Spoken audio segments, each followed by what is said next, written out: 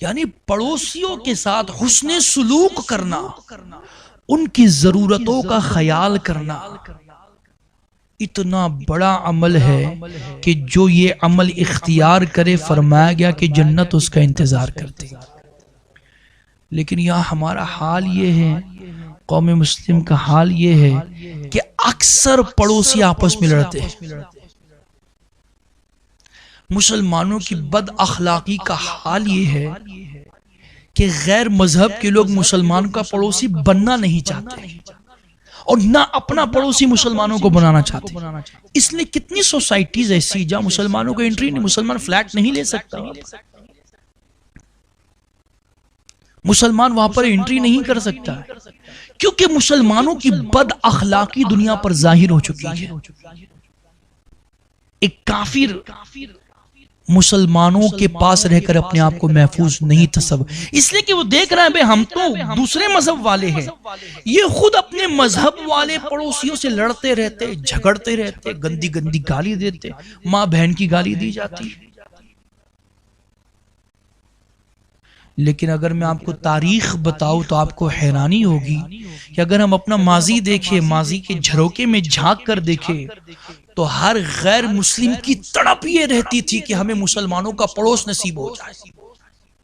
ہمیں جب سبب پوچھا گیا کہ آپ کا مذہب الگ، وہ لوگ مسلمان، اور آپ کیوں تڑپتے ہیں اتنا کہ آپ کو مسلمانوں کا پڑوس مل جائے، تو جواب یہ دیتے تھے کہ مسلمانوں کا پڑوس ہم کو اس لیے عزیز ہے، اس لیے ہم کو پیارا ہے کہ ان کا پڑوسی بننے پر ہم کو اعتماد ہے کہ ہماری بچیاں محفوظ ہو جائے گی، ہمارا مال محفوظ ہو جائے گا اور ہماری جان محفوظ ہو جائے گی۔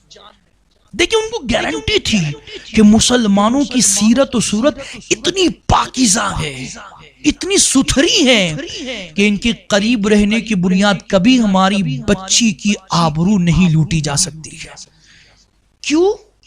اس لیے کہ وہ جانتے کہ مسلمان تو نہیں لوٹے گا، لیکن مسلمان کے سامنے اگر کسی بچی کی آبرو لوٹنے کی کوشش ہوگی، چاہے وہ بچی کسی کافر کی کیوں نہ ہو، مسلمان اس کی آبرو بچانے کے لیے اپنی گردن کٹانے کی طاقت رکھتا ہے۔ کیا حضرت اورنگزیب عالمگیر رضی اللہ علیہ الرحمہ کا واقعہ آپ کو نہیں یاد؟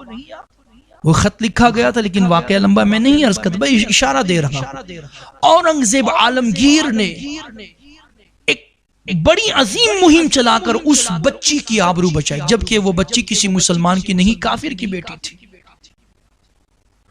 غیر مسلم جانتا تھا کہ مسلمانوں کی سیرت اپنے نبی کے طریقے پر اتنی پاکیزہ ہے کہ یہ خود تو ہماری بچیوں کے اوپر گندی نظر نہیں ڈالے گے، لیکن جو ڈالیں گا اس کی نگاہوں کو پھوڑنے کی طاقت بھی مسلمان رکھتا ہے۔ لیکن آج حال کیا ہے؟ آج مسلم بچیاں مسلمانوں سے محفوظ نہیں ہے۔ آج کیا شادی شدہ، کیا غیر شادی شدہ، ایک عجیب گندا ماحول چل پڑا ہے۔ مسلمانوں کا کوئی پڑوسی بننا نہیں چاہتا اور کوئی مسلمانوں کا اپنا پڑوسی بنانا نہیں چاہتا۔ امام علی مقام امام حسین رضی اللہ تعالیٰ عنہ سے متعلق یہ ملتا ہے کہ آپ کا پڑوسی ایک یہودی تھا۔ کون تھا؟ یہودی تھا، اور اس کا معمول کیا تھا؟ روزانہ اپنے گھر کا کچرا جمع کرتا اور امام کے گھر میں ڈال دیا کرتا، روزانہ کا یہ معمول تھا۔ ایک دن ہوا یوں کہ امام کے گھر کچرا آیا نہیں، تو امام نے کسی سے خبر لی کہ بھئی وہ یہودی کے گھر کا آج کچرا نہیں آیا، کیا سبب ہے؟ تو پتا چلا کہ وہ بیمار ہے۔ تو امام علی مقام اس کی عیادت کے لیے گئے، اس کو دیکھنے کے لیے گئے۔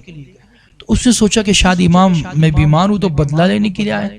امام نے کہا نہیں، بدلہ لینے کے لیے نہ، مجھے آج کچرا تو نے پھینکا نہیں ہمارے گھر پر، تو میں نے معلومات لی کہ کیا وجہ ہے، تو پتا چلا کہ تو بیمار ہے۔ تو تو بیمار ہے لیکن میرا پڑوسی ہے، تو مجھے منظور نہیں ہو کہ میرا پڑوسی بیمار رہے اور میں کم از کم اس کو دیکھنے بھی نہ جاؤں، اس کی عیادت کے لیے بھی نہ جاؤں، تو میں تیری عیادت کے لیے آیا ہوں، میں تجھے دیکھنے کے لیے، تیرا حال پوچھنے کے لیے، بیمار پڑوسی کے لیے آیا ہوں۔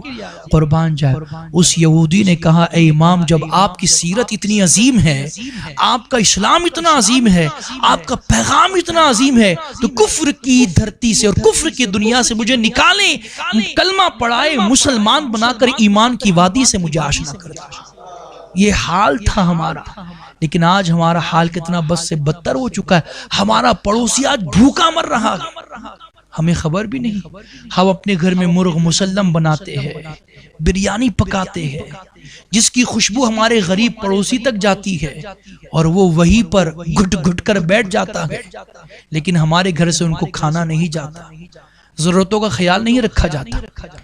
بلکہ یہاں تک کہ فرمایا گیا، حضور کی تعلیمات میں چیز شامل ہے کہ جب تم سالن بناؤ تو تھوڑا پانی بڑھا کر زیادہ بناؤ تاکہ تم اپنے پڑوس میں اس کو دے سکو، اور فرمایا گیا کہ تم اگر کوئی پھل لاؤ تو اپنے پڑوس میں ضرور دو، اور نہیں دے سکتے، دیکھیں حضور کی تعلیمات کا جائزہ لیں، اگر نہیں دے سکتے، بہت مختصر کوانٹٹی ہے، قلت ہے، اور آپ کے گھر میں ہی کثرت زیادہ ہے، تو فرمایا گیا کہ پھر چھلکے آنگن میں مت پھینکو، اس پھل کے چھلکے، جسے عام زبان میں چھلٹے کہا جاتا ہے، اس کو آنگن میں مت پھینکو، اس لیے کہ تمہارے غریب محتاج مفلس پڑوسی کے بچے جب اس پھل کے چھلکے دیکھیں گے تو اپنے باپ سے مطالبہ کرے گے کہ ہمیں یہ پھل چاہیے، اور اس کا باپ نہیں دے پائے گا، اپنی غریبی کی بنیاد، غربت کی بنیاد، مفلسی کی بنیاد نہیں دے پائے گا، تو اس وقت اس کا دل ٹوٹ جائے گا اور وہ تڑپ اٹھے گا، اپنی غریبی کو دیکھ کر بے چین بے قرار ہو جائے گا۔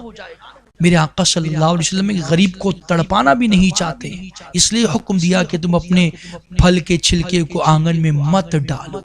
تو پڑوسیوں کا خیال کرو، اور پڑوسیوں سے متعلق حسن اخلاق کا مظاہرہ کرو، اور اسپیشلی ان کو کھانا کھلاؤ۔